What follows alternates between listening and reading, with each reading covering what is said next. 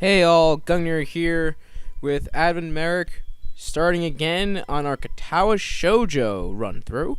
Yeah, we don't have it on the last screen because we accidentally pressed the space bar. But hey, we can press the space bar now. Yeah, you can press the space bar. We found that out, so no more mouse. Hey, I was gonna do that.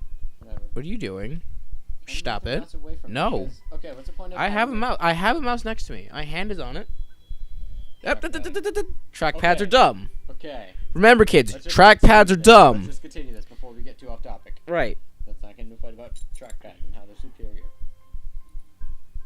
After this episode, I'm going to hit you. Anyway. What? Oh, that's weird. Click it. There we go. There we go. Yeah. Please, calm down, Nasao. Listen to what the doctor has to say. Calm down? The way he says it tells me he knew full well out that I wouldn't like it. Am I going to be homeschooled? Whatever of my concern shows, it's ignored. We all understand that your education is paramount. However, I don't think it's wise for you to be without supervision. At least not until we're sure that your medication is suitable. So I've spoken to your parents about a transfer. It's a school called Imaku Academy that specializes in dealing with disabled students. Disabled?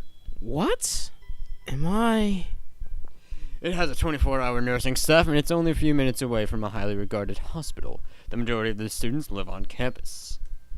Think of it as a boarding school of sorts. It's designed to give students a degree of independence while keeping help nearby. Independence? It's a school for disabled kids. Don't try to disguise that fact. If it was really that free, there wouldn't be a 24-hour nursing staff. You wouldn't have to make a hospital nearby a selling point. Of course, that's only if you want to go, but your mother and I aren't really able to homeschool you. You know, I dropped out in kindergarten. Oh, well, that's nice. We went out there and had a look a couple of weeks back. I think you'd like it. It looks like I really don't have a choice. Because my dad dropped out in kindergarten. My dad's a goof. Compared to other heart problems, people with your condition usually tend to live long lives. You'll need a job one day, and this is a good opportunity to continue your education. This isn't an opportunity. Don't call it an opportunity. Don't you dare call it a goddamn opportunity. Well, you should be excited at the chance to go back to school. I remember you wanted to return to school, and well, it's not the same one. A special school? That's an insult. That's what I wanted to say. It's a step down. It's not what you think. All of the students are pretty active in their own sort of way. It's geared towards students that can still get around and learn, but just need a little help, in one way or the other. Your father's right, especially since he's voiced by the same person. And many of the graduates of this school have gone on to do amazing things. A person doesn't have to be held back by their disability. Girls. One of my colleagues in another hospital is a graduate.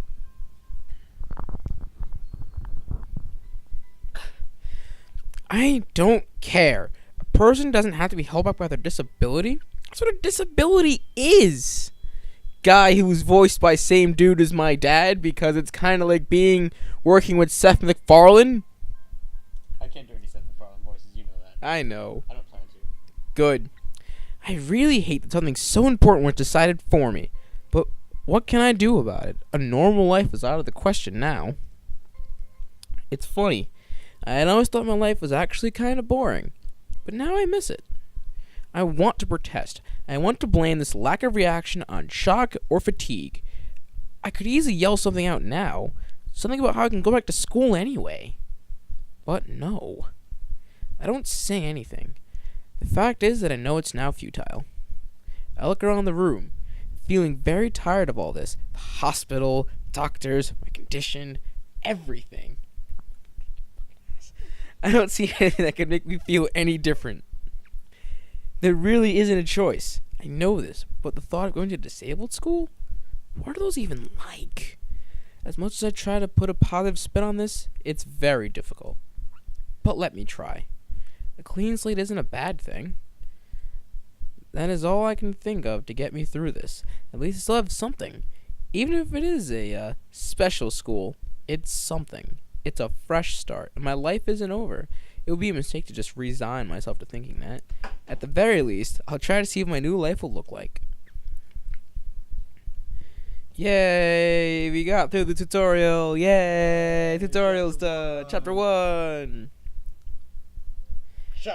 Act 1, life expectancy. Da da da da da. Now, Acts are kind of like chapters. Only yeah, they are. Chapters. Well, that's what they kind of call a chapter into play. Oh, here we are. Let's take a pause here for Gungnir's Information Corner. Now, you see this dumb-looking gate here? Yeah, it's dumb, but guess what? It's the gate to Brown University. Yeah, that's right. Yamaku Academy is based very heavily upon Brown University in Little Old Providence, Rhode Island. And as Merric said, probably except for the paintings, although I'm pretty sure if you look around long enough, you'll find a creepy painting in there too. I want to go there now just for freaking paintings. Paintings are dumb. But anyway. The in this game are beautiful. You guys will see that short. Yeah, I know. They're really awesome. But anyway, excuse me. Brown University is located in Providence, Rhode Island. I know. I can't help it. Brown University is located in, Providence, Rhode Island. Actually, Madam Gungnir would like to go there, but I've been telling her for the past couple of weeks that it's full of hipsters, scene kids, and pretty much anyone who's really unlikable in my book, so it'd be pretty bad. Alright, back to the story. The gate looked far too pompous for what it was. In fact, gates in general seem to do that, but this one especially so. Red bricks, black wrought iron, and gray plaster assembled into a whole that didn't feel welcoming at all. Gates are dicks. Exactly. Gates are terrible people. I wondered if it looked like what a gate for a school should look like, but I couldn't really decide. Probably no. Of course, I didn't want to get stuck on thinking about the gate for so long, so I entered through it with a brisk pace that felt surprisingly good. Moving forward felt good.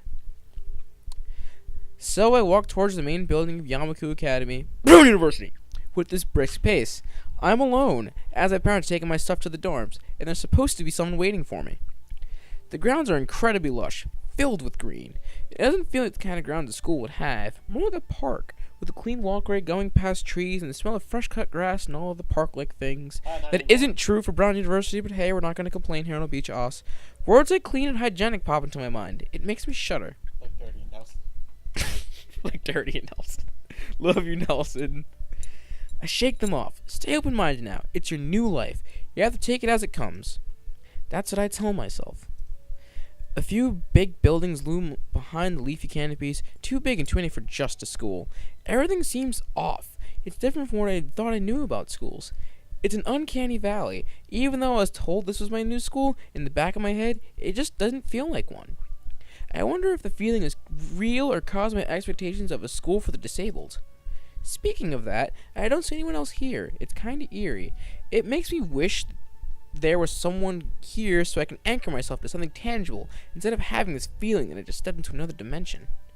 The trees hum with the wind, and the green hues flashing all around me catch my attention. It makes me think about hospitals again, how they say that operating rooms are painted green because green is a calming color. So why am I feeling anxious despite all this greenery? ... Only after I stand in front of the haughty main building, I surprise myself by realizing why the gate bothered me. It was the last chance I had to turn back, even if I had no life to return to. But still, after entering, there was absolutely no way I can go back anymore. Feeling nervous with this realization set in my head, I open the front door. A tall man with bad posture notices me as I enter. We're the only people in the lobby, so it's only logical. You must be Nikki? Nakai. So you are. Excellent. I'm your homeroom and science teacher. My name is Muto. Welcome. We exchange a handshake that is neither firm nor sloppy, and he looks at his watch. Head nurse asks you for a brief check-in visit, but there's no time for that now. Oh, should I go later? Yes, afternoon is probably fine. We should get going and introduce you to the rest of the class. They're waiting already. Waiting for me? I don't really like being the center of attention, but it gets inevitable in a situation like this. Somehow, not knowing what is waiting for me makes me feel really nervous. Thinking of this, I almost miss what the teacher is saying. Do you want to introduce yourself to the class? And this is the first moral choice option, fellows. This won't matter, but this is the most important decision you can make in the game. Oh, you can God. either ask why or yeah, of course. I feel like being social. Sorry for this, I feel like we do need the mouse, but I'm just gonna say yeah, why not? Yeah, sure. I mean, isn't that normal? Out, you're in a disabled school. It's not normal at all. Of course, but not everyone likes to be at the center of attention. I'm probably one of those people, but I guess I should be the one to give the first impression of myself. Right, but it's no problem. Let's go then. Alright, maggots, quiet down. We got a new student. My heart is pounding in my chest, and it keeps me thinking about my condition as I follow the teacher up the stairs. Oh God, here we go again. The third door down the third floor corridor is marked as the classroom for class 3-3. Muto opens the door and enters. That painting. Yeah. If only I remembered, what's his face's lines from Persona 4. Anyway, good morning, everyone. I'm sorry I'm late again. I was busy introducing a new student and looking at that painting. Look at it, so creepy. I hesitate for a split second at the door, freezing on the spot. Get a grip. This is a big step, I know that, but there isn't any point in worrying so much about it, at least not this soon. Here's where I get Here we go, Merric information Okay. time. Right here, we have Gender Bent Haru Suzumiya, a bunch of people that are important. That person, let's see, using the mouse trackpad. That person is important. She's one of the people you date. I believe you date. Oh, wait, no, that's a dude. Never mind. Go ahead. I follow the teacher into the classroom, look around. Partially, I won't have to meet the curious gazes of my new classmates. It's pretty spacious, but the ceiling is unusually high, and there's lots of space left over around and in between the desks. An entire wall taken up by blackboards and the high, old-fashioned windows only make it seem larger. The students' desks are just standard wooden desks with a shelf underneath for books and wooden chairs with metal frames. Simple and efficient. I stop walking in front of the classroom and face the other students. They all look normal, like students in any other school, but then, why would they be here? They're probably like me and had something wrong with them, only it's just not immediately obvious. Then, I notice that one of the girls seems to be missing the thumb of her right hand. It's a little jarring. And then we have someone from K-On!, Ritsu, and Peter Griffin. Continue as normal. Oh, that kind of looks like Fukuyama Nishi from Persona 3, and then that's one of the girls you can get in a relationship with as well. Continue. Okay.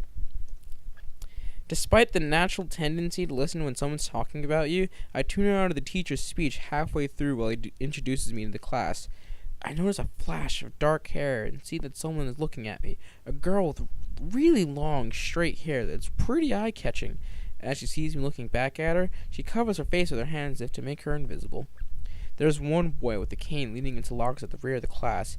It's really weird seeing someone so young with a cane. Another girl seems to be making some weird hand motions. Sign language? She peers at me over the rims of her glasses and goes back to whatever she's doing. She's kind of cute. So is the cheery-looking girl with the pink hair sitting next to her. She's really hard to miss. I don't know how I didn't see her the moment I walked in. Please welcome our newest classmate. He claps his hands, and so does everyone else, except one girl in the first row who has only one hand. I cringe a little, but hide it by bowing in thanks for this applause I did not deserve. A collective silence tells I should probably open my mouth now. Open it! No! So, I'm Hisao Nakai, and after that...